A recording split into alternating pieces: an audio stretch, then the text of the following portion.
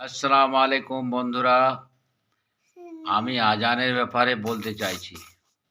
যেরকম দিনে ৫ বার আজান হয়, অনেকে আজানের মানে জানে না।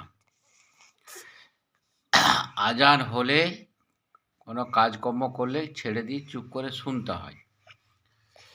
কিন্তু আজানের মানেটা হচ্ছে, দেখবেন আল্লাহু আকবার ২ বার বলে। তা আল্লাহু আকবরের মানে হচ্ছে আল্লাহ সর্বশ্রেষ্ঠ, বাংলাতে বলছে। তারপর ২ বার বলছে আশহাদু আল্লা ইলাহা ইল্লাল্লাহ। এর এর মানে হচ্ছে আল্লাহ ছাড়া কোনো গতি নেই। ২ বার বলছে আল্লাহু আকবার। তারপর বলছে আশহাদু আন্না মুহাম্মাদুর রাসূলুল্লাহ। এর মানে বলছে হযরত মুহাম্মদ সাল্লাল্লাহু আলাইহি সাল্লাম হচ্ছে আল্লাহর রসুল। ২ বার বলবে এটা। তারপর বলবে হাইয়া আলাস সালাহ। তার মানে বলছে নামাজ পড়তে এসো।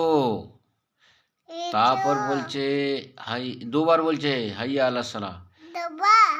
তারপর বলছে হাইয়া আলাল ফালাহ। ২ বার বলছে ভালোর জন্য এসো। ২ বার বলছে ভালোর জন্য এসো, কল্যাণের জন্য এসো। তারপর আবার বলছে আল্লাহু আকবার, আল্লাহু আকবার বলছে একবার, বলছে আবার বলছে আল্লাহ সর্বশ্রেষ্ঠ। তারপর বলছে লা ইলাহা ইল্লাল্লাহ। তখন বলছে আল্লাহ ছাড়া আর কোনো মাবুদ নেই।